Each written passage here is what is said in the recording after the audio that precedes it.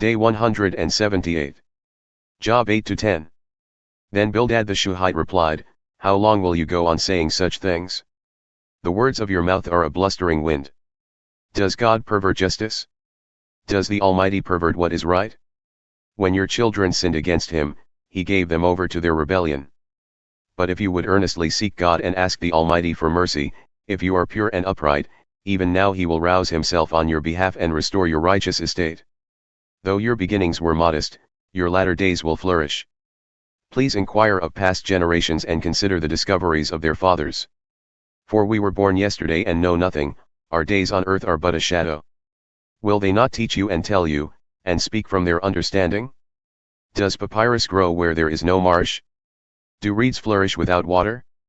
While the shoots are still uncut, they dry up quicker than grass. Such is the destiny of all who forget God, so the hope of the godless will perish. His confidence is fragile, his security is in a spider's web. He leans on his web, but it gives way, he holds fast, but it does not endure. He is a well-watered plant in the sunshine, spreading its shoots over the garden. His roots wrap around the rock heap, he looks for a home among the stones. If he is uprooted from his place, it will disown him, saying, I never saw you. Surely this is the joy of his way, yet others will spring from the dust. Behold, God does not reject the blameless, nor will he strengthen the hand of evildoers. He will yet fill your mouth with laughter, and your lips with a shout of joy. Your enemies will be clothed in shame, and the tent of the wicked will be no more. Then Job answered, Yes, I know that it is so, but how can a mortal be righteous before God? If one wished to contend with God, he could not answer him 1 time out of 1,000. God is wise in heart and mighty in strength. Who has resisted him and prospered? He moves mountains without their knowledge and overturns them in his anger. He shakes the earth from its place, so that its foundations tremble. He commands the sun not to shine, he seals off the stars. He alone stretches out the heavens and treads on the waves of the sea. He is the maker of the Bear and Orion, of the Pleiades and the constellations of the south. He does great things beyond searching out, and wonders without number. Were he to pass by me, I would not see him, were he to move, I would not recognize him. If he takes away, who can stop him? Who dares to ask him, What are you doing? God does not restrain his anger, the helpers of Rahab cower beneath him. How then can I answer him or choose my arguments against him? For even if I were right, I could not answer. I could only beg my judge for mercy. If I summoned him and he answered me, I do not believe he would listen to my voice. For he would crush me with a tempest and multiply my wounds without cause. He does not let me catch my breath, but overwhelms me with bitterness. If it is a matter of strength, he is indeed mighty. If it is a matter of justice, who can summon him? Even if I were righteous, my mouth would condemn me, if I were blameless, it would declare me guilty.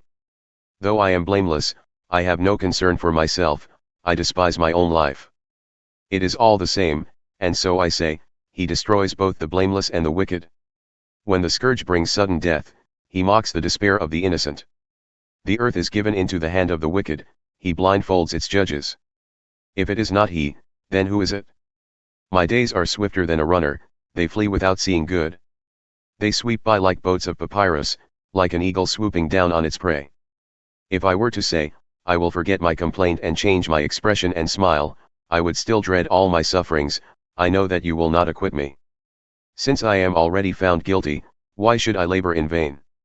If I should wash myself with snow and cleanse my hands with lye, then you would plunge me into the pit, and even my own clothes would despise me. For he is not a man like me, that I can answer him, that we can take each other to court.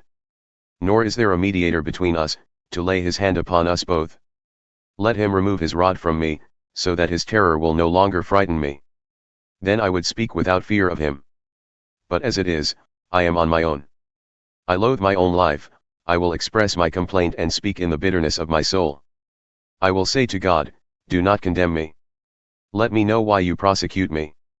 Does it please you to oppress me, to reject the work of your hands and favor the schemes of the wicked? Do you have eyes of flesh? Do you see as man sees? Are your days like those of a mortal, or your years like those of a man, that you should seek my iniquity and search out my sin, though you know that I am not guilty, and there is no deliverance from your hand? Your hands shaped me and altogether formed me. Would you now turn and destroy me? Please remember that you molded me like clay. Would you now return me to dust? Did you not pour me out like milk, and curdle me like cheese? You clothed me with skin and flesh, and knit me together with bones and sinews. You have granted me life and loving devotion, and your care has preserved my spirit. Yet you concealed these things in your heart, and I know that this was in your mind. If I sinned, you would take note, and would not acquit me of my iniquity. If I am guilty, woe to me. And even if I am righteous, I cannot lift my head. I am full of shame and aware of my affliction. Should I hold my head high, you would hunt me like a lion, and again display your power against me. You produce new witnesses against me and multiply your anger toward me. Hardships assault me in wave after wave. Why then did you bring me from the womb?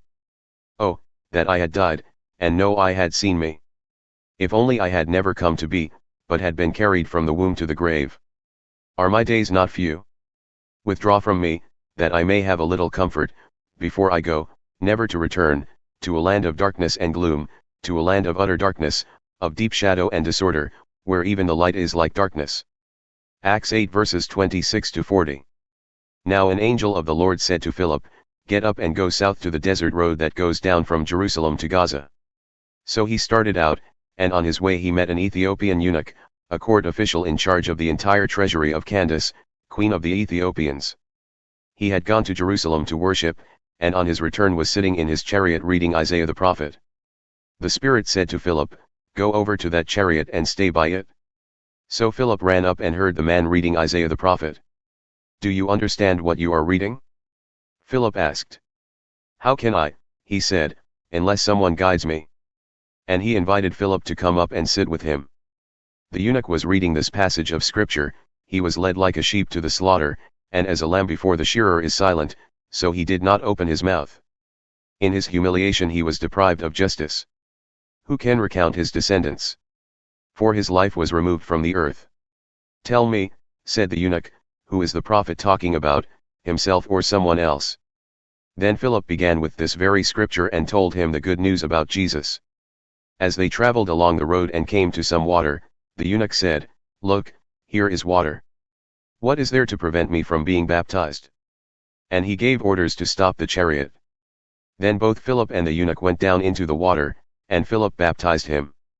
When they came up out of the water, the Spirit of the Lord carried Philip away, and the eunuch saw him no more, but went on his way rejoicing. But Philip appeared at Azotus and traveled through that region, preaching the gospel in all the towns until he came to Caesarea.